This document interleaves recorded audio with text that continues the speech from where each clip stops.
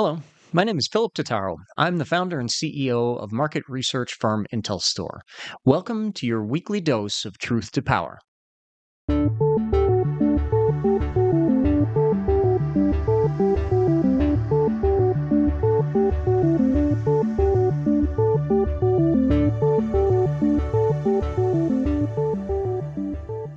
Truth to Power examines data driven insights for the energy sector with a focus on renewables. On this week's episode, we dissect the recent meetings of Brazilian President Lula da Silva in China and the announcements made by Yunda Wind Power, CGN, and Envision Energy to invest in the Brazilian market. Brazilian President Lula da Silva visited China last week, along with some of his senior advisors and cabinet, to strike deals to increase Chinese investment in Brazil. They were reasonably successful, you'd have to say, with more than $1.5 billion committed. And I'll dive into precisely what those deals are.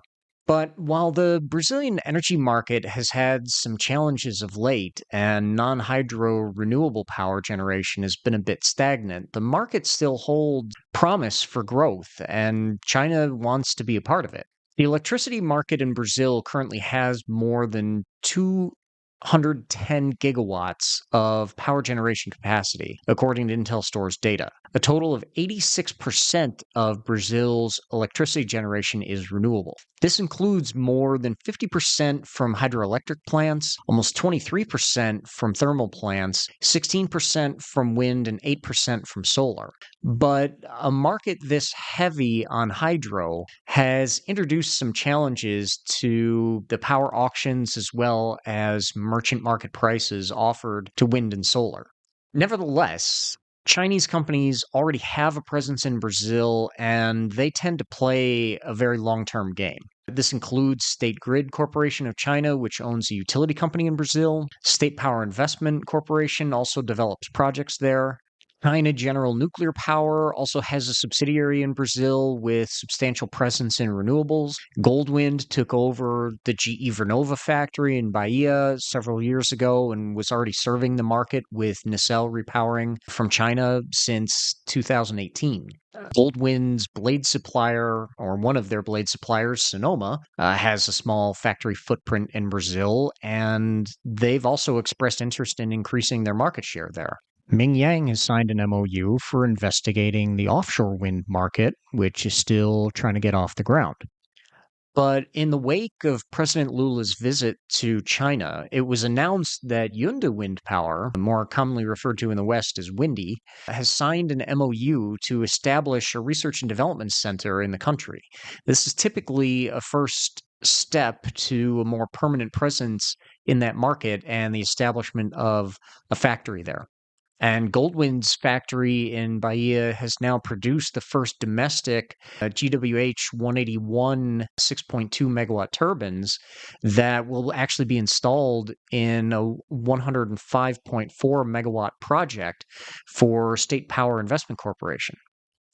Rui Costa, the director of the civil office of the Brazilian presidential palace, actually held a discussion with Goldwind during the president's visit to China and conveyed his recognition and provided Goldwind with a bit of an award, but also underscored the importance of Goldwind and Chinese companies' investment in Brazil in general. Also, coming out of these high-level meetings last week, Envision Energy has announced a $1 billion investment in a facility to produce sustainable aviation fuel, which would be powered by renewable energy. Now, this type of project will actually be welcomed and help facilitate more renewable power offtake that's not dependent on traditional power auctions or a merchant market. Those auctions, which are typically held annually, have seen a sharp decline in the frequency in the past 3 years due to disputes between independent power producers and grid operators over tariffs, as well as the amount of hydropower that is allowed to have dispatch priority, which undercuts other renewables. In the meantime, China General Nuclear Power has announced plans to increase their renewable energy asset capacity in Brazil. Brazil on the back of these recent meetings between President Lula and Chinese officials. They're looking at a total of 1.4 gigawatts of new solar, wind, and energy storage projects.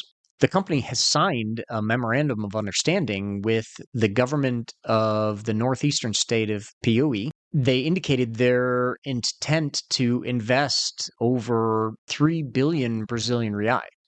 Now, the other reason there's been significant interest in Brazil by Chinese OEMs and other supply chain companies has been due to the offshore wind market potential. As I mentioned before, Ming Yang has already signed preliminary agreements to go investigate the markets in the northeastern states. And several Chinese project developers and supply chain companies are looking to be early movers in that market. According to IntelStor's data, Brazil now has more than 103 offshore wind projects proposed for a total of 244.6 gigawatts. That's actually more than all of the power generation capacity operational in Brazil today. And unfortunately, there isn't enough demand yet in the domestic market to support that level of power offtake. Additional work still needs to be done on permitting mechanisms, the auctions, and power offtake, as well as a resolution to some of these overlapping project layouts that have been proposed by different project developers. The good news is that the first auction for offshore power offtake is expected to take place later this year, and the laws governing offshore wind are being finalized in the Brazilian parliament as I speak. Meanwhile, Chinese developers, investors, and supply chain companies have been at the forefront of cultivating this global market opportunity, whereas many Western companies have given up on Brazil. This could end up being a costly mistake for the Western companies who may find that their lack of faith in the long-term prospects of the Brazilian market will cost them market share to the Chinese in the end. Companies like GE Vernova and Siemens Gamesa want to be able to get back into the Brazilian market in a robust way, but they may find that their market share has completely evaporated and been taken over by the likes of Goldwind and Ming Yang. Thank you for joining me this week.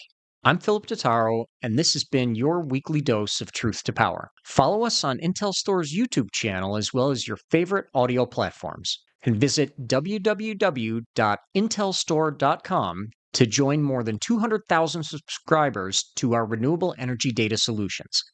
A full analysis of the market dynamics in Brazil and the rest of the world is available to IntelStor data platform subscribers.